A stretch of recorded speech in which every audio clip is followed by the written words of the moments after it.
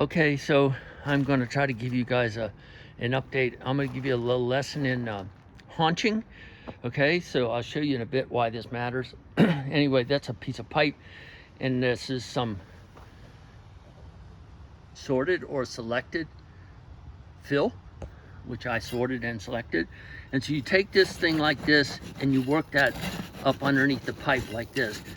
So this is the spring line is the halfway across, and you want this filled up like that, okay, because it supports the pipe. So when you pour this in without doing that, it doesn't go underneath the pipe. You have to do this by hand, and I'm sure that people who do this have another mechanism technique for doing this. At any rate, it's like this, you know, you just work it through, and as you move this trowel back and forth, it will select the finer grains. It's sort of like liquefaction of the soil.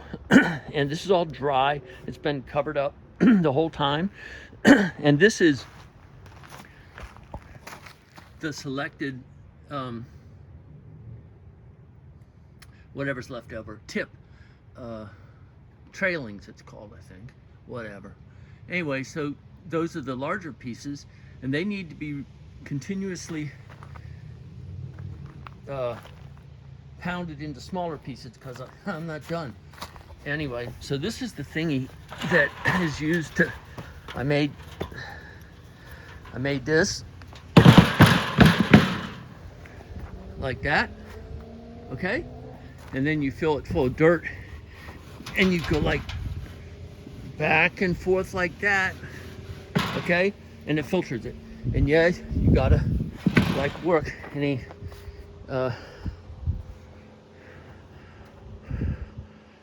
work for lazy people. It ain't work for lazy people. Anyway, you gotta do it, because if you don't do it, then you won't have sorted dirt, and you'll have big clods and stuff like that. And you don't want big clods in your backfill, because you want the backfill to be right, okay? Now, you can go ahead and pretend like this isn't real, but it is. You can go home, do your own homework. Anyway, so there's that. And all that, probably all that top stuff is going to go back in today. And I put that shit back in yesterday. Okay, so I'm going to give you another overview of the project as it's going, because I'm getting ready to close this thing back up today. And so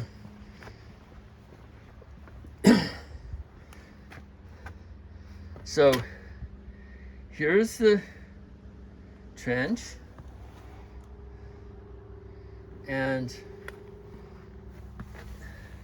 you can see how the pipe has been haunched with that, what I showed you with the trowel. Work that down around the pipe to the spring line. That's the halfway up thing line. So that's that, and that goes all the way in there. You can't really see the, I'm not going to take them off right now, but there's a catch basins under those rocks, but the rocks are being used to hold this pipe down, because if you don't hold the pipe down while you're haunching it, it will float up, and you do not want that floating up, because you spend hours upon hours getting this thing to be the correct distance from these lines right here. So it's very carefully graded to be correct. Better be correct. Anyway, so Devin helped me glue a bunch of these things together, and so I marked them so that when they were reassembled, first I laid it out and fit everything together, and then marked the parts so that when it was assembled, it would go together, right? Okay, more stuff holding down. The grounding line is being buried slowly, and believe it or not, that's a lot of dirt. It just doesn't look like it. Anyway, so this is all been haunched, and after I haunched it, I saturated the soil with water. I don't know if that's right or wrong, but I did it anyway, because I want it to be well enshrouded with this clay, the pipe. Anyway, I came down here and I did this. Okay, there's another catch basin in there. It's a window well. So another one. So down here, this is the go outside of the catch basin of the catch basin. Anyway, so I came down here and I was going to put a drain for this downspout, but I abandoned that, and I'll tell you in a minute why. But first I put it in there and put it all together and haunched it and got it ready to go, and then I pulled it all out. Because like I said, I do everything several times so that I get good at it. See, that's how you do this stuff. And then coming down here, this line continues down to there. Now, originally I was not going to run this line. Well, originally I was going to run the line down there, and then I changed my mind. I didn't change my mind. I found the code, and the code said I can't do this. But guess what? I'm doing it anyway because I don't have a choice, in my opinion. And so I was going to put a sump pump right there, and then I was going to put a sump pump out there in the yard. Sorry for taking on a flight there. I was going to put first I was going to put it there, then I was going to put it there, then I was going to put what's called a dry well out there.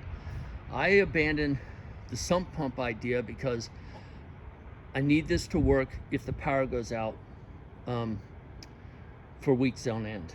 Okay, so if they do the Texas electricity thing up here in Wisconsin, which I don't think they will, well, the power could go out for weeks on end because, like, Texans are assholes, and or the Texans running Texas are assholes. That's what you get in Texas. Anyway, so I'm not doing the dry well, which is just a big hole filled with gravel, because the dry well needs to be maintained over the course of time. So not every year, but on a decade's periodicity, it needs to be maintained, which is means you have to clean it out, which means you have to dig a hole, pull all the gravel out, replace it, and all that kind of stuff, and that's too much work. So there's that right there is the end of the pipe, and all this line has been laid, and I'm getting ready to produce some more of the sorted backfill, and I will show you what's going to go in there if you want to take a ride with me here. So I'll go back up into the garage and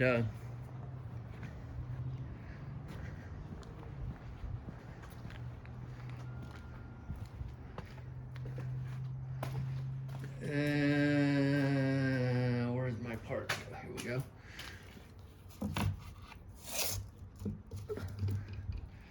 That's going in there. I'll show you.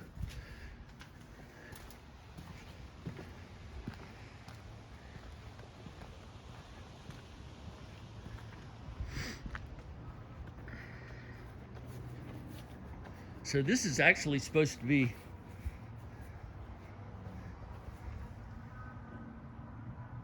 where that orange mark is in the center of the frame. That's 5 foot away from it's actually 6 foot away from the neighbor's property. But as it turns out, the grade does not accommodate that. So this thing's going to drain about 4 inches away from the property, like that. You sort of get the picture how that's going to work, and that's where I'm putting it, and that's where it'll be until somebody wants it moved, in which case if they want it moved, then it'll have to go all the way back up to this mark there in the center frame, orange, and then brought out at 45 degrees, and it would come out to like something like that.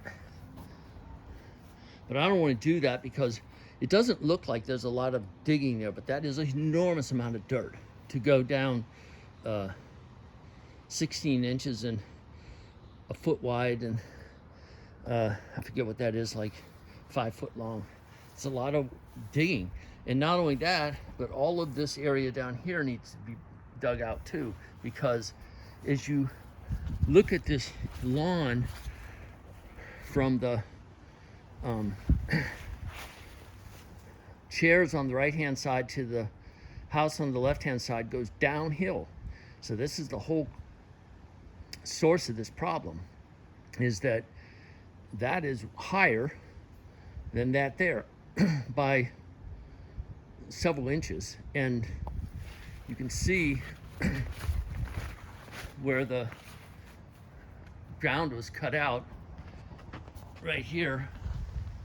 So that's a foot roughly, and that's how high that grass is relative to the house. 1 foot high.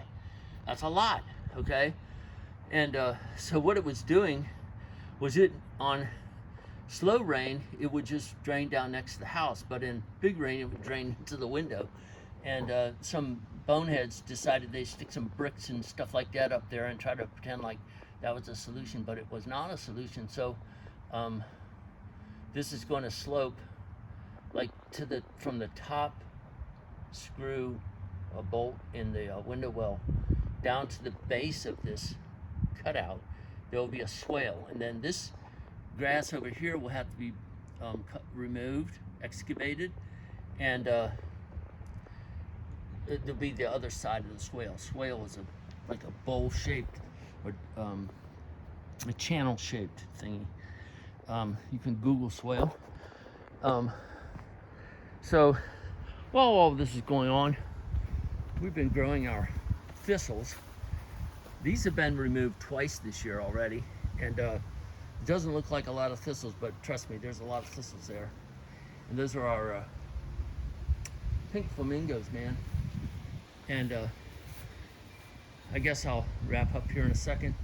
So I'm going to spend the rest of the day, this is the easy part, believe it or not, sifting the soil to produce selected or sorted backfill.